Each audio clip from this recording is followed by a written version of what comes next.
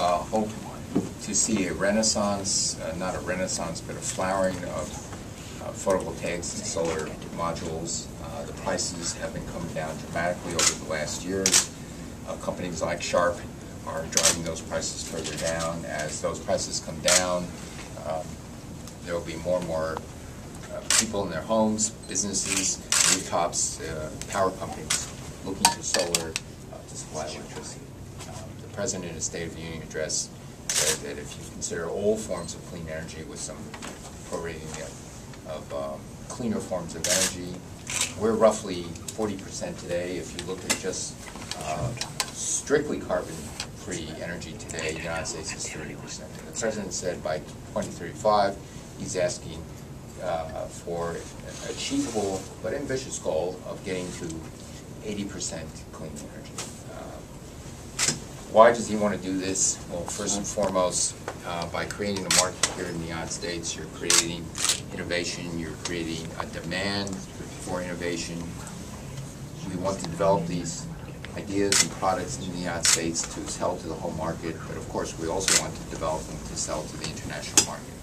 And it's companies like Sharp, with collaboration with U.S. companies as they are doing now, we can see us driving towards this innovative goal, again, for export, things manufactured in the United States to be exported around the world. So I think it's very good that I see this. This is about jobs, and this is an excellent example about how, starting with the stimulus funds, the 1603 tax grants, you can stimulate the installation of photovoltaics and wind and other renewables, but going further than that, so that's jobs today, but going further, jobs tomorrow and in the future. You want to grow these industries, and you want to have manufacturing in the United States, and we want to have high-quality, high-tech manufacturing in the United States, because in the end, it's manufacturing like that which is going to be crucial for prosperity in the United States. So with that, I just want to say one other thing. The President talked about a Sputnik moment. In the Sputnik moment, he talked about challenges from other countries who see the energy sector as being some of the most critical industries for future prosperity.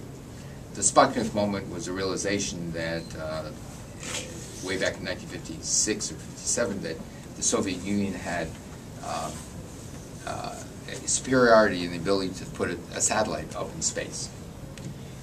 Then what was our response? Our response ultimately was what President Kennedy called a moonshot, that we'll accept this challenge, and rather than saying, oops, we lost the lead, what do we do now? It's, oops, we lost the lead, get it back. And the challenge, the Sputnik moment for us, is that we are beginning to lose the lead in a lot of the energy technologies, a lot of the technologies the world will need going forward in the future. The response is, get it back. And so that's what the President was calling for in the State of the Union address. We are in the department, just as one example, President Kennedy called for a moonshot, we called for a sunshot. And that is to develop photovoltaic technologies that can drive the price down within this decade, not by a factor of 2, but by a factor of 4. We think if you can get the price down by a factor of 4, people will be putting solar panels everywhere without subsidy. The United States wants to be the leader in the development of that technology, so we have a huge worldwide market because everybody will be putting. So with that, I'd be glad to take questions. Well, I mean, there are several steps. What in the very immediate future, and this is what Sharp is doing, is you get a more efficient manufacturing process, drive the manufacturing processes down, using this technology, which is polycrystalline, made by putting blocks of polysilicon, sawing them up, and turning it into wafers. In the end, I think that there's a lot of hope to make it so you're going to be able to have higher efficiency modules using less silicon material, less energy input, again, still driving manufacturing costs down. You begin to look at integration of various parts. Sometimes these modules are made, you do the wafer, you integrate it in a module like this, but then you add the electronics, and then after that you add the mounting, you add everything else. And clearly what you see on the horizon is a more integrated systems manufacturing of that. And finally, there are more radical ideas that the Department of Energy is funding that can dramatically alter how we make photovoltaics, either through thin film technologies that don't use silicon. These are thin film, well, there's silicon thin film, amorphous silicon, but there's also cadmium telluride thin film, so-called SIGS thin film, as well as silicon. It's not clear to us which will win.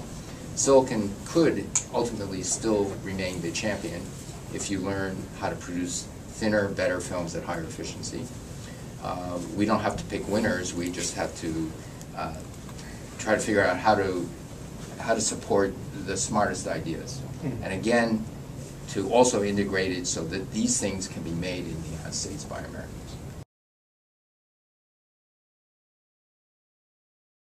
So what we do in the Department of Energy is we try to assemble the most far-reaching people who can evaluate the best ideas, because it actually takes some good detailed knowledge in order to say, okay, this is a better idea than that.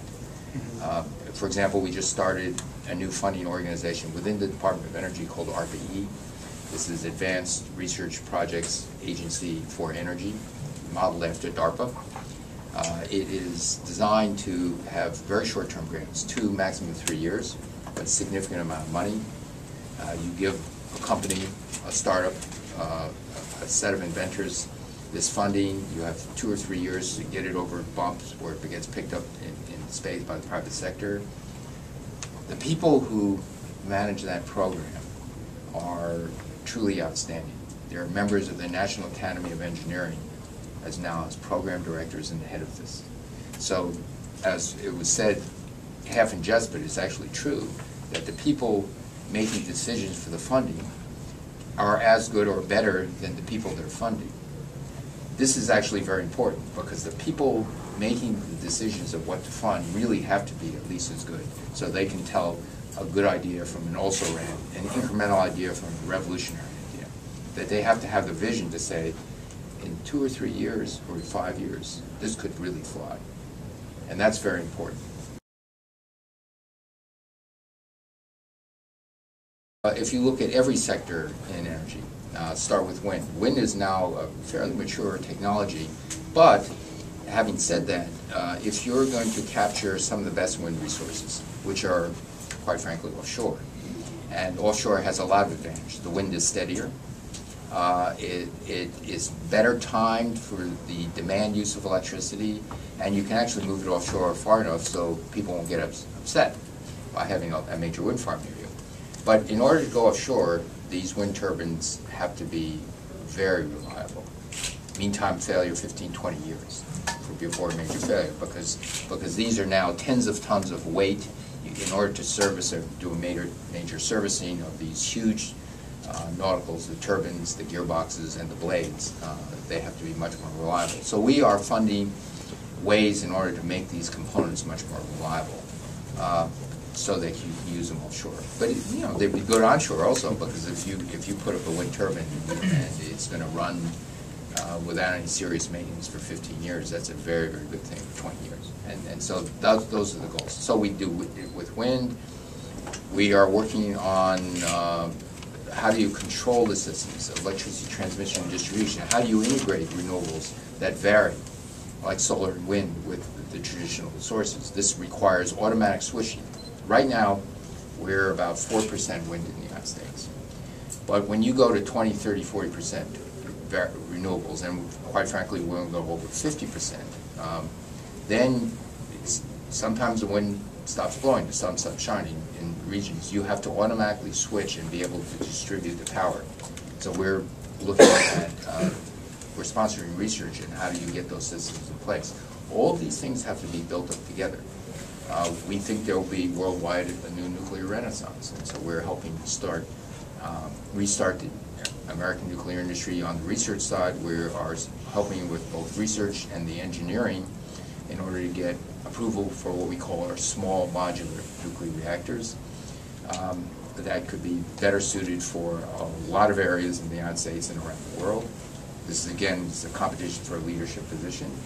So if I go down the list of things, building efficiency, most of what we know in efficiency can be deployed now, but there are barriers. There's a capital barrier.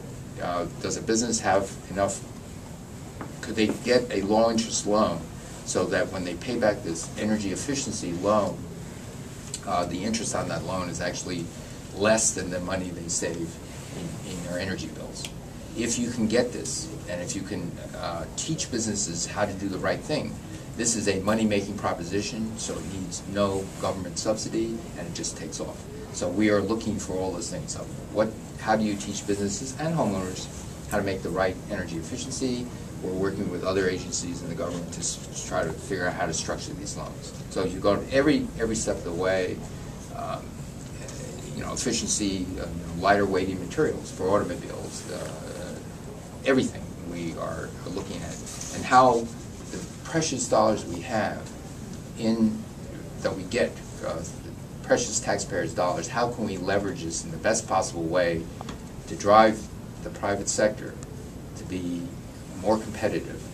Because in the end, the goal is this is going to be a huge wide market, worldwide market for all these things. Better efficiency in cars, in buildings, in factories, renewable energy, nuclear energy, carbon capture and sequestration, all those things. The world will need those things.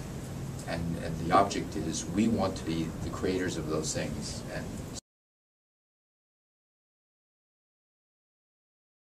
in the State of the Union address,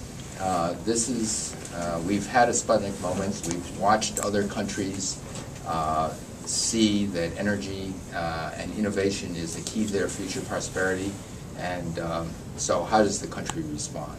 The country responds by